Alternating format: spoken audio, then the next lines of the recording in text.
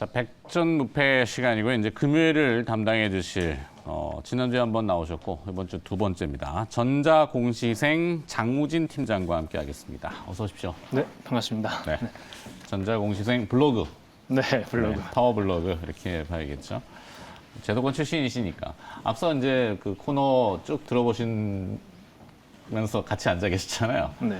어떤 느낌인지 이게 보면은 사실 저는 요즘 이 제도권에서는 퀀트 베이스, 계량 경제, 그다음에 뭐 이 펀더멘탈리스트, 그러니까 수치로 얘기하는 잘 안 먹혀요. 아, 그렇죠. 네, 잘 안 그냥 먹힙니다. 테마, 어떤 테마에 엮이느냐 마느냐 이게 그냥 시세를 결정해 버리기 때문에 네. 조금 허망하긴 한데 전자공시도 어찌 보면 약간 펀더멘탈에 기초를 하잖아요. 네, 맞습니다. 네. 그래도 또 돌아오겠죠. 아, 근데 안 그래도 이거 얘기 드리고 싶었는데요.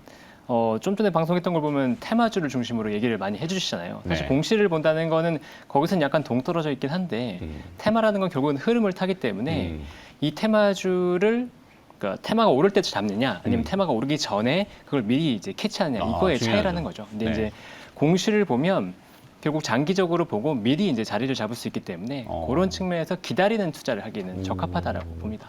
공시 안에 힌트가 있다. 아, 그렇죠. 네. 네. 공시를 절대적으로 믿으시는 장원지 팀장. 자, 그러면 첫 번째.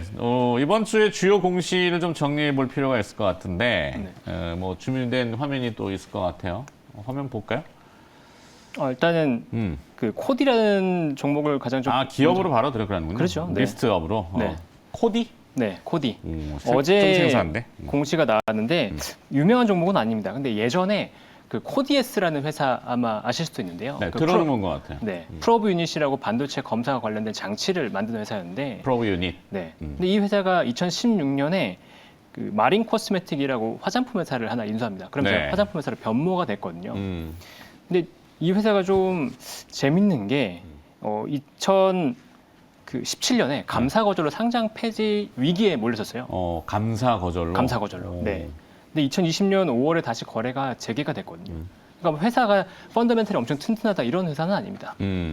근데도 재밌는 게 어제 공시를 보면 그 구자영 대표를 비롯해서 4명이 장내 매수를 했거든요. 네. 한 6억 7천만 원 정도를 매수를 했는데, 구자영 대표요? 네. 그러니까 성함만 들어보면 약간 LG 관계입니까?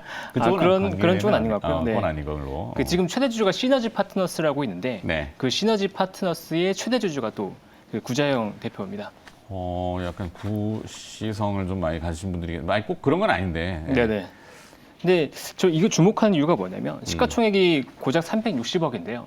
지난 1월 12일에도 공시가 났었어요. 한 네. 6억 정도의 순매수가 있었고 이번에도 이제 6억 정도 났었는데 지분의 3%를 순매수한 겁니다. 네. 네.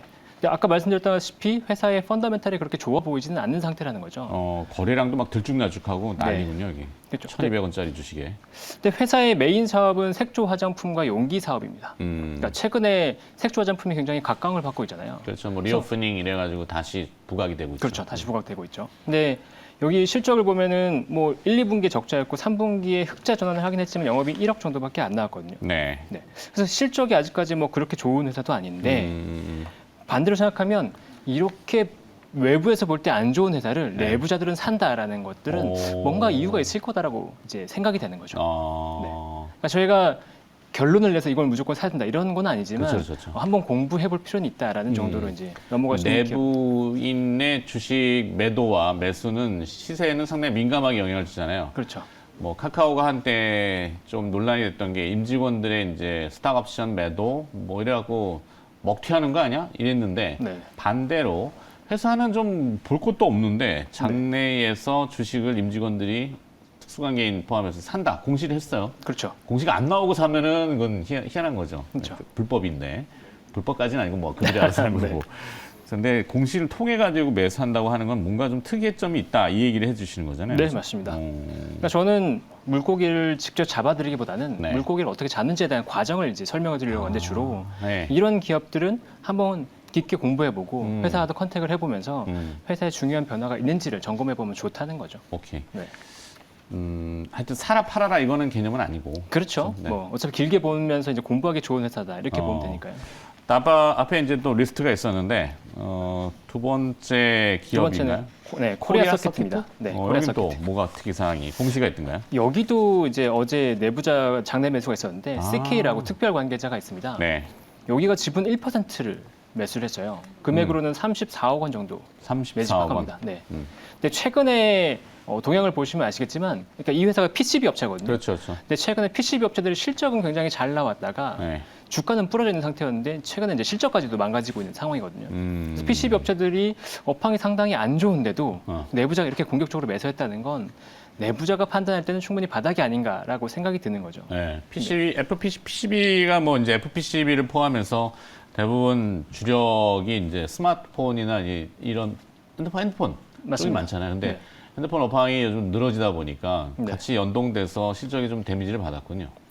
그렇죠. 그러니까 실적의 데미지는 아직은 아니었는데. 아직은 안 나왔고. 네. 그러니까 4분기부터 이제 실적 데미지가 있고 내년에까지도 이제 실적 추정치가 계속 하향이 되는 분위기는 맞습니다. 그럼에도 불구하고 또 내부자가 산다. 그렇죠. 그런데도 산다는 거죠. 우리 회사 너무 싸다고 얘기를 해주고 싶은 건가? 그렇게 판단한다고 이제 볼 수 있을 것 같은데요. 네. 방금 말씀하셨던 것처럼 휴대폰 쪽이 원래는 메인이었습니다. 이제 PCB 쪽이 휴대폰 쪽이 메인이었었는데 최근에 FCBJ라고 네. 이제 고부가 가치 기판이거든요. 이제 플립칩 그 플립칩 볼그리드 어레이. 맞아요. 네. 네. 이게 서버나 노트북 전장 쪽에 들어가는 그 기판인데 네. 이 회사는 이제 고가 라인은 아니고 네. 중저가 라인 쪽으로 진입을 해서 새롭게 이제 들어가고 있습니다. 어, 그래서 반도체 비중이랑 휴대폰 비중을 보면 반도체가 기존에 30% 정도였거든요. 네. 휴대폰이 한 70% 정도 됐고. 근데 앞으로 반도체가 60%까지 성장할 거라고 본다는 거예요. 그러니까 반도체 쪽이 마진도 좋다 보니까 뭐 휴대폰 부진 때문에 역성장이 일부 있다고 하더라도 장기적으로 봤을 때 시계열로 오히려 올라갈 수 있네라는 이제 생각을 할 수 있게 된다는 거죠. 그러니까 네. 내부자까지 이제 장내 매수를 받쳐주기 때문에 그럴 가능성이 좀 더 있지 않냐라고 생각이 됩니다. 주가는 그냥 박박 기린다 이렇게 표현, 뭐 시체 말로. 네. 그렇죠. 바닥에서 뭐 물론 더 떨어질 수도 있어요. 네. 아니면은 더 지루하게 횡보할 수도 있고. 그렇죠. 거래량도 지금 다 죽어 있고. 근데 이제 이런 주식도 보면은 어떤 테마에 또 어떻게 엮일지는 모르겠는데 하여튼 요즘 워낙 테마가 난립하다 보니까. 그렇죠. 그죠? 아까 그 김현 매니저가 나도 AI 뭐 이렇게 네. 코리아 서킷도 나도 AI 이거를 사실 AI에 연결 안 된 회사가 뭐 별로 없잖아요. IT 쪽이라면은 그렇죠. IT 쪽은 많이 하드웨어 연결되죠. 쪽은 네. 다 들어가야 되니까. 네. 근데 뭐 코리아 서킷 같은 경우에는 뭐 대표적인 경기 민감주긴 하죠. 네. 아까 말씀하신 핸드폰, 스마트폰, 가전까지. 그렇죠. 네, 거기에 요즘은 이제 전장이 조금 부각되지만 아직까지는 그걸 커버하기에는 조금 약하고. 네. 근데 이런 경기 민감주 같은 경우에는 모두가 안 좋다고 얘기할 때 사실은 바닥이 나오거든요. 그러니까 SK 하이닉스 같은 경우에도 최악의 상황을 얘기할 때 이미 주가 바닥이 나왔기 때문에 네. PCB 업체들도 물론 이제 어닝 전망이 계속 하향되고 있긴 하지만 뭐 내부자들이 사면서 이렇게 최악의 업황 속에서 볼 때는 이제 바닥을 좀 잡지 않겠냐라고 생각해 볼 수도 있을 것 같습니다. 그러네요. 오늘 네. 포인트는 아무도 시장에선 보지 않고 관심 안 두는데 내부자들은 주식을 산다. 그렇죠. 그게 뭐 몰래 사는 게 아니라 공시를 통해서 정정당당하게 산다. 이거잖아요. 네, 그죠? 맞습니다. 좋습니다. 자, 그럼 또 세 번째 기업으로 넘어가서. 네, 이거는 이제 수요일에 발표됐던 건데 역시나 내부자 매수입니다. 아유, 네, 오늘 제목이 타이틀이 내부자들 이렇게 되나? 네. 네. 뭐죠? 모베이스 전자라고. 모베이스 전자. 네, 모베이스는 이제 휴대폰 그 케이스 만드는 회사인데 모베이스 전자 같은 경우에는 그 전장 관련된 자동차 부품 쪽을 만드는 회사입니다. 근데 최근에도 이 회사가 그 장내 매수 관련된 공시가 3개가 있었어요. 네. 1월 5일에 자사주 매입 공시가 5억 원 있었고, 그다음에 1월 11일에 그 내부자 김상영 이사가 또 16,000주 장내 매수 공시가 있었고, 그다음에 수요일에 27만 주 정도의 장내 매수 공시가 있었습니다. 네. 그러니까 갑자기 내부자들이 계속해서 사는 느낌이 이제 나온다는 거죠. 그래서 이 회사의 매출을 보면 대부분 그 현대기아차 쪽이거든요. 그러니까 최근에 보시면 아시겠지만 현대기아차의 업황이 그렇게 좋지가 않습니다. 그러니까 자동차 업황도 그렇게 좋지 않은 거죠. 아까 코리아 서킷처럼. 근데 그런데도 내부자들은 이 회사를 계속 사고 있다는 거예요. 근데 재밌는 게 이 실적인데요. 분기 실적이 1분기에 영업이익 12억, 그다음에 2분기에 50억, 3분기에 101억 원이 났습니다. 작년에 연간으로 155억 원이 났는데 일단 3분기 만에 작년 연간 영업이익은 이미 달성을 했고 그다음에 분기별로 계속 성장하는 모습이 나오고 있다는 거예요. 네네네. 네. 그리고 작년에는 4분기에 영업이익이 폭발적으로 나왔거든요. 109억 원으로. 근데 이번에는 3분기부터 영업이익이 나왔다는 거죠. 그래서 이 회사도 뭔가 변화가 있을 가능성이 있구나라는 걸 좀 암시하는 것 같습니다. 시가총액이 여기도 1,000억짜리. 네, 1,000억짜리죠. 주가는 1,400원. 네. 오늘 저가주 위주로. 자, 하나만 더 봅시다. 네. 아 근데 이제 이런 회사 같은 경우는 좀 재밌는 게 뭐냐면 네. 이 회사 매출액이 한 7천억대거든요. 모베이스 전자가. 네, 매출액이 작은 회사가 아닙니다. 오. 근데 영업이익률이 작년에 2%밖에 안 됐던 거예요. 네. 근데 이런 회사를 주목해야 되는 게 뭐냐면 턴할 때 영업이익률이 올라가면서 영업이익이 무섭게 올라갑니다. 오. 네, 그런 기업들에 대한 이제 관심을 볼 필요가 있다라고 생각을 하고요. 그거 재밌네. 네. 자, 라스트.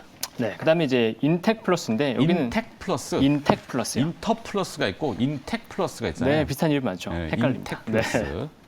네. 인텍 플러스도 역시나 내부자 장내 매수가 있었어요. 그러니까 김승우 임원이 이제 장내 매수를 했는데 이 회사는 그 반도체 디스플레이 관련된 검사 장비를 만드는 회사입니다. 고영이라는 회사 혹시 들어보셨나요? 알죠. 네. 네, 고영이 이제 이 PCB 관련된 검사 장비를 하면서 실적이 계속해서 올라가고 주가도 굉장히 탄력을 받았었거든요. 어제 고용 주가가 빵 솟았죠. 맞습니다. 네. 유진투자증권의 박종선 팀장이 레포트를 낸 걸로 알고 있는데 네. 나도 로봇으로 거기도 뇌수술용 로봇이 있잖아요. 있긴 하죠. 네. 근데 이제 검사 장비 쪽이 주력이었는데 하여튼 고용이 오르면서 인텍 플러스는 왜? 인텍 플러스는 인텔의 장비를 독점으로 공급하는 회사입니다. 인텔에. 네, 인텔. 그러니까 그만큼 기술력에 대해서는 독보적으로 인정을 받고 있는 회사라고 보면 검증된 될 회사. 거고요. 네. 근데 이 회사가 작년에 보면 영업이익이 그러니까 올해 2022년 기준으로 영업이익이 한 236억 정도 추정되는데 네. 재작년에 275억이었거든요. 근데 역성장을 한번 했죠. 근데 주가도 그래서 많이 내려왔어요.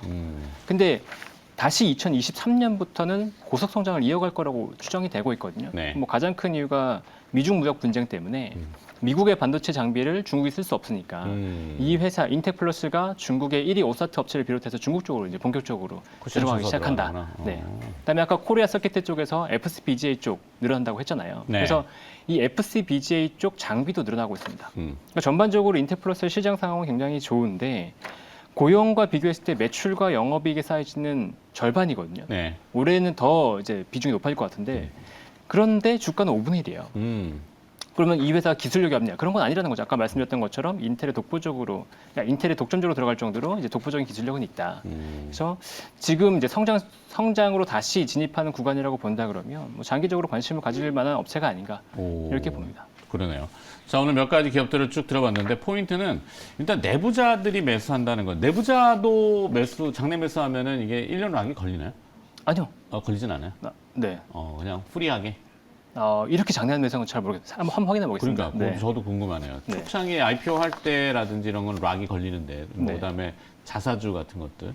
근데 이제 내부자들은 락이 걸리는지 안 걸리는지 모르겠는데 어찌됐건 회사가 나쁜데 그냥 사지는 않을 거고. 네네. 물론 이제 뭐 가시적으로 막 뭐 그럴 일은 없지만 이제 펌핑하려고 사는 그것도 아닌 것 같은데. 그런 목적은 아닌 것 같습니다. 그런 건 아닌 것 같아요. 하여튼 내부자들이 주식을 사는 기업을 전자공시를 통해서 서치를 했고 좀 요약을 해보니까 흥미로운 부분들이 좀 보인다. 그렇죠. 네. 잘 들었습니다. 오늘 100점 무패 전자공시생 장우진 팀장이 또 수고를 해주셨네요. 다음 주 금요일에 또 뵐게요. 네, 알겠습니다. 네, 감사합니다. 네.